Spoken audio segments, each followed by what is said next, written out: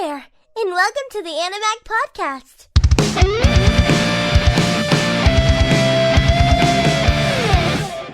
Hey, and what is up, everybody? Welcome back to Animag, the #1 podcast. Thanks to old Yazay carrying the weight on his back, baby. I'm your host, Asylum, sitting here with Thomacus, and you know what time it is for the next podcast. Rent a Girlfriend, baby. Rent a Girlfriend is the season we are sliding into next, season 2, and I couldn't be any happier. We finished Orange, boys and girls. Yes. And you know what? The tally's in. We got an official Animag rating for you for Orange, season 1. And honestly, I thought it was going to be lower. Oh. I really did. I thought it was going to come in around the 4. And for a while, because I was tallying up our scores as we went, for a while, it really did linger at a low 6. Ooh. Drum roll, please. The final score brought to you by yours truly, Animag.org. Orange, season 1 comes in at a 7.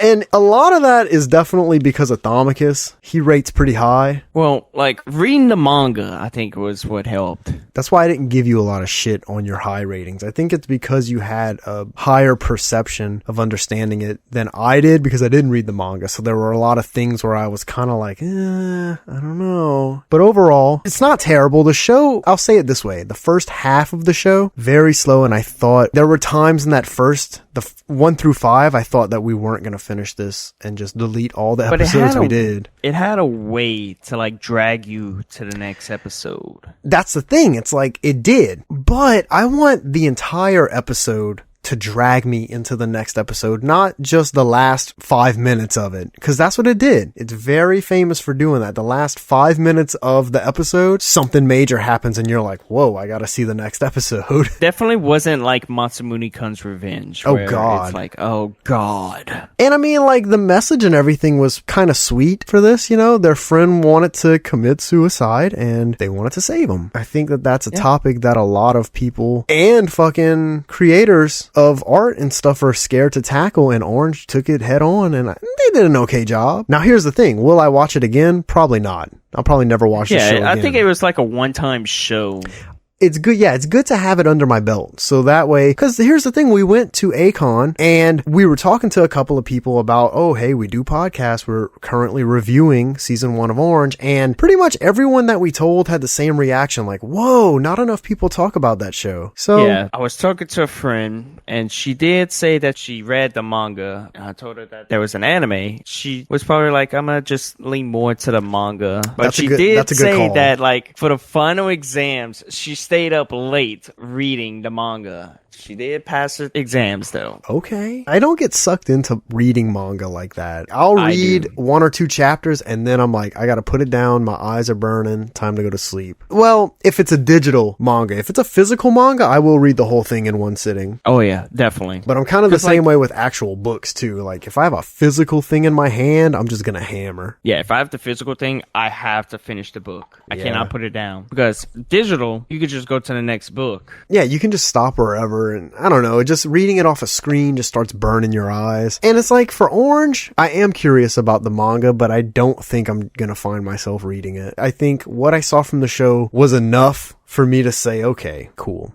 It's a 7. I can live with that. And also in the process of this was the first time we used the new podcasting format where we do each episode on its own, and I kind of like that. Yeah, it gives us more time in case we get sick. It's not just that. It's like, if we would have just took the entire season 1 to do one podcast, like, what do we think of the whole season as a whole? There's a lot that might have gotten skipped or looked over, and a lot of times we caught ourselves doing this thing where in our heads before going into the podcast, we would have a certain rating, but then being able to sit and discuss the entire episode, kind of like note for note, it would alter what we thought it was rated. Sometimes it would bump the rating up, and I like that. Yes, I did like that because, like, for one of the episodes, you was like, oh, I'm gonna rate it this, and as we started talking, you're like, you know what, I'm gonna change it. Yeah, that was when we discovered the old reverse psychology trick that Suwa was pulling on Kakeru. But we all know that ain't gonna happen for a girlfriend for your boy. It's Asylum. Every episode, 10 out of 10. Unless freaking Tree messes up another final moment. What are you talking about? Tree? Yeah. That's the main guy from Oh, we're just calling him Tree? Yeah, we call him Tree.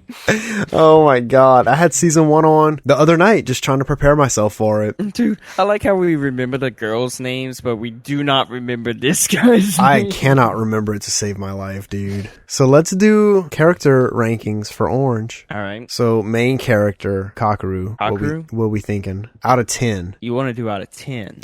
Yeah, because that's what our site just deals with, like 1 through 10 ratings. Kakeru? I would probably give him... It's kind of hard. He's a weird character. I started off liking him and feeling sorry for his ass, but towards the end, I don't like him no more. He's bipolar. He's got issues that he needs to work on. I would definitely say Kakeru would probably have to be... It's in between a 6 and a 7. Pooh! I give this man a 4. A 4? I don't like Kakeru, especially towards the back end of the show. He just became too whiny, everyone's out to get me. Like, go work on your own issues, my dude. I understand that there's big shit happening in your life, but goddamn. Okay, so what about his lady, Naho? Oh, I thought you were about to say Ueda. I was about to say that bitch. No, we could do Wada real quick. A 2. Ueda, -10. Actually, no, I'm gonna give Wada a 0 because honestly, she didn't even need to be in the show. The show could have existed without her. Yeah, I'm gonna give her a 0 as well. Because, like, every time you seen this bitch, it was like, oh, here she comes again. She honestly brought nothing to the show. When she would pop up, I literally would want to take off my headphones and just fucking walk away. Yeah, she gets a 0. Yeah, Naho. 0. Naho's a big player. Naho... I don't know. I'm gonna give her a 6. 6? Yeah, because, like, she wasn't a bad character, but also her indecisiveness and just, like, her coyness to never fully step up to the fucking plate when she knew she had to. You know, because she failed the letter how many times in this show? 3? 3 times, dude. And you know, if you're Naho, you know what's at stake, what your main goal at the end of all this is. You know what you're shooting for, and you're gonna fail the letter knowing that this kid might kill himself. And that falls in your hands. So because of that shyness and whatnot, she gets a 6 in my book. For me, I would have to put her at a 5. Okay. The reason why is because you thought, oh, since she has this letter, her character would change. Well, she did sometimes, but I feel like she was still that shy person. We did see her change at the end a little bit, but like, I mean, it was kind of too late. At the very last episode, she finally stepped up to the plate. But yeah, it was way too late. Suwa had to like lift it up. Yeah, Suwa, when he came in with his letter, he put the whole load of the show on his back in terms of what he was doing for the letter and to try and help save Kakeru. He did a lot more than Naho did. And for that, I'm going to give Suwa a 7. I'll probably give Suwa an 8 just because it was going to be a 7, but the whole reverse psychology thing. True. The whole idea that we had. I actually like that. True. Alright. So let's do Chino. Who? Takako. Okay, Takako. Oh, sadly for Takako, I'm gonna give her a 4 because the show could have existed without her. Also, yeah, she barely did anything. She barely did anything. She did stand up for Naho against the bitch. That's true, but also that one thing, like, is that enough?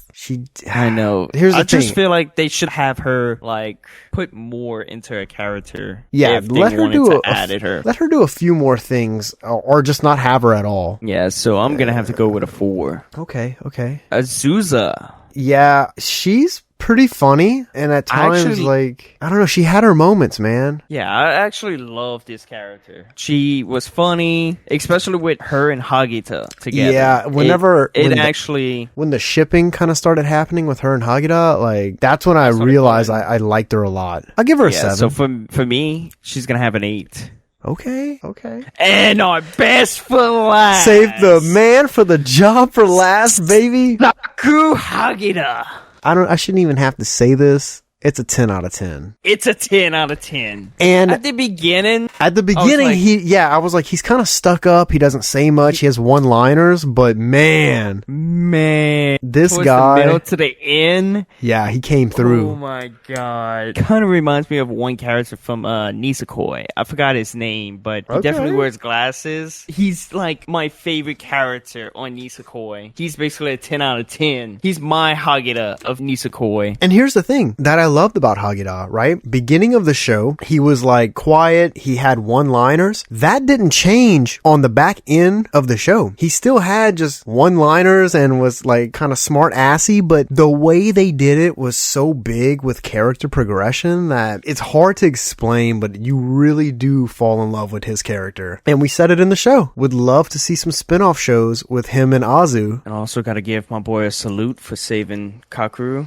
We all That's know true. He was the main reason. Suwa did a lot, but Hageda, if you wouldn't have beat the fuck out of his bike... I love how, like, he mentioned it. Like, we could just bust up his bike, and Sue was like, nah, that's a bit excessive. And then behind everyone's back, he's like, you know what? Fuck it. I'm still gonna go do it. What a character, man. And also, it technically was him who brought up the whole black hole send the letters back in time thing. Yes. So it really was Hageda. He was the fucking hero. My God, I didn't even think about that till now. That is a 10 out of 10 character. Hageda, I officially announced you as an Animag Hall of Famer. Ooh! We got our first Hall of Famer, ladies and gentlemen. I didn't even know that was going to be a thing this episode. Come on, man. We have to. Whoa. Should we make a page on the website now? The Animag Hall of Fame? Yes. We're doing it. Hall of Famers. Should we do like only one character though? Or like if it's a tie? I'd say we try to make it one character per show, per season. But if it's a tie, then we got to try to find a way to break it. This one is a no questions asked Hageda. It's not going to be Kakeru's mom, obviously. Party pooper. Oh, also, I forgot to mention on the last podcast, you notice how Kakeru puts a picture of him and his mom? I wonder if that's a reference to his future self, like his dead future self. Like he put up that picture. Maybe. You talking about it in the time capsule at the end? No, like, you know where he prayed and he looked at a picture of his mom and him? I wonder if he put that to also pray for his future self. I don't know. Maybe. You talking about the picture where he was a kid? Yeah. Okay, and what time capsule were they putting it in? Was this at the end of the show? His grandma's place. It was at his grandma's place. It was in like a box. Yeah. Oh, I don't know. Maybe he was. I think he was just looking at a picture of him and his mom. That's how I looked at it. I think you might be looking too deep into that one.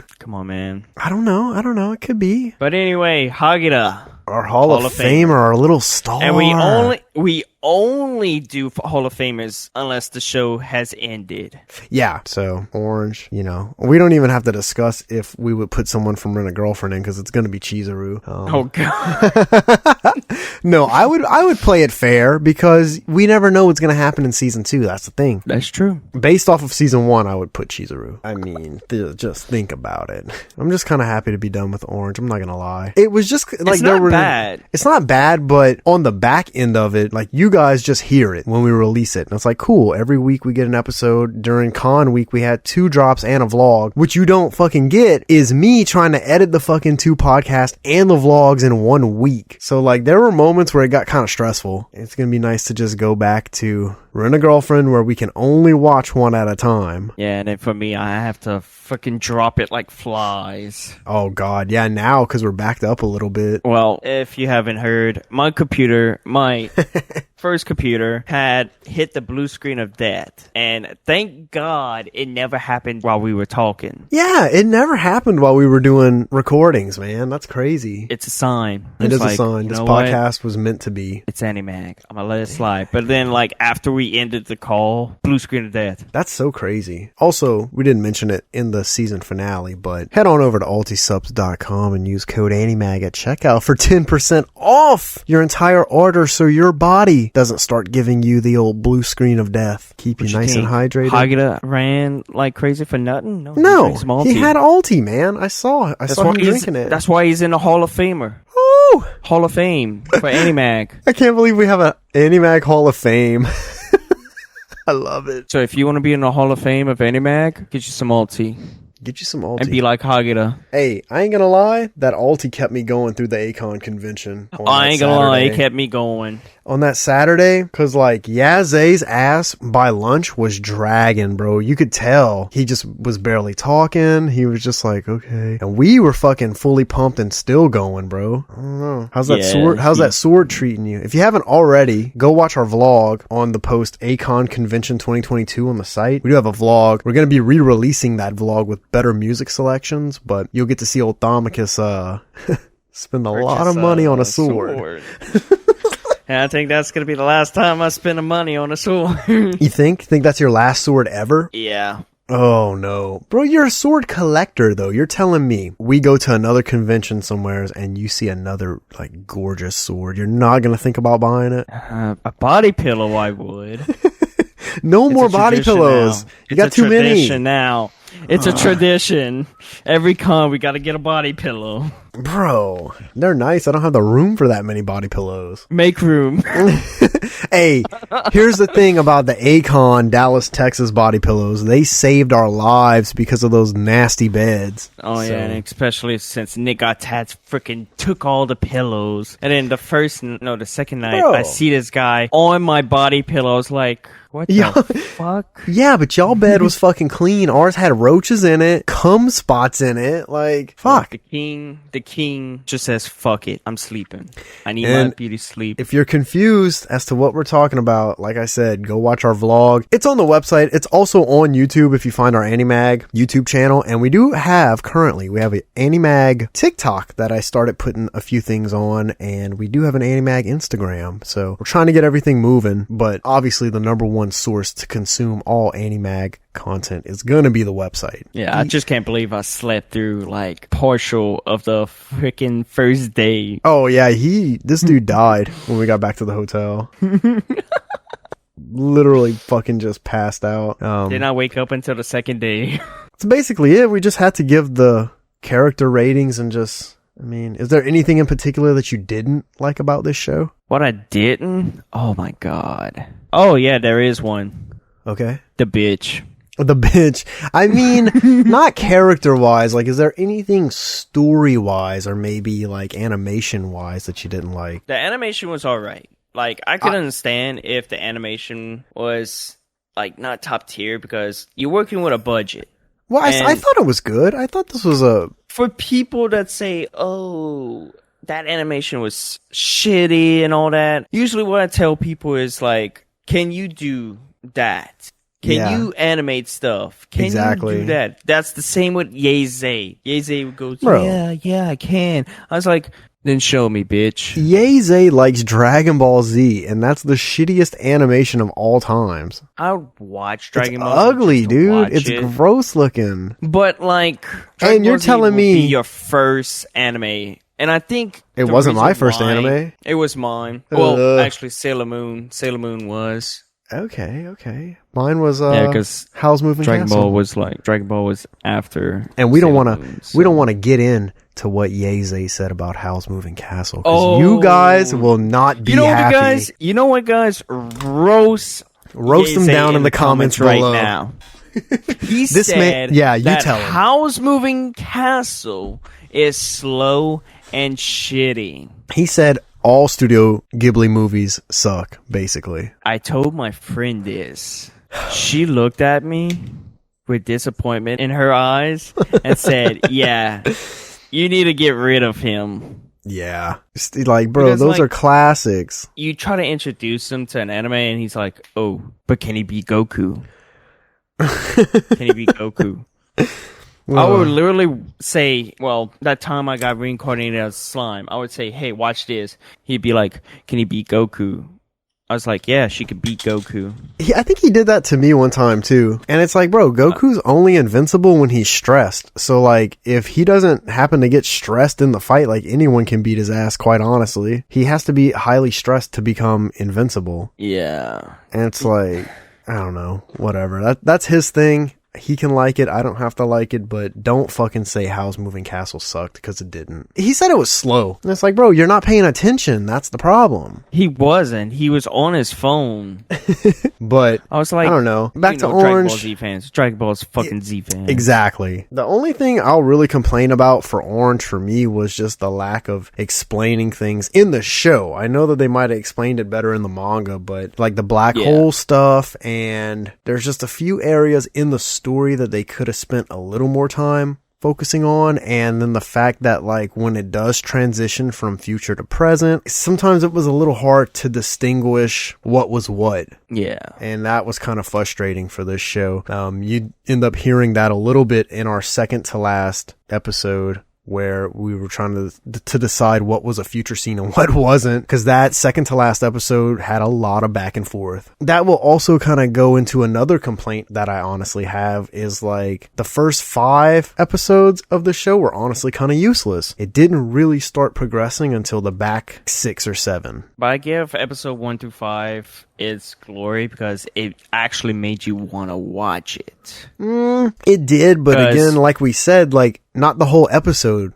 made me want to keep going. The last maybe 5 minutes of each episode did just the bare minimum to bring me in so I could say, okay, I'll keep going. Yeah. I wish that the whole episode would have felt like that, rather than just obviously them trying to throw something in at the very end to try to get you over that hump for the next episode. Because once we got to the back end of the shows, like each episode just had enough in it from start to finish where I'm like, whoa, or maybe not start to finish, but halfway to finish. Like once they got to the rally race area. Yeah, I kind of like that. Well, whenever they say that they all got letters from the future, I think that's where it got interesting. Yeah, I like earlier on in the episode, but again, for that part, like it just, the letter situation was kind of interesting with Naho, but for me, that didn't pick up until we learned that Sua had a letter. That's where I was like, whoa, and that's when each episode slowly kind of started moving a little more for me, and I'm like, okay.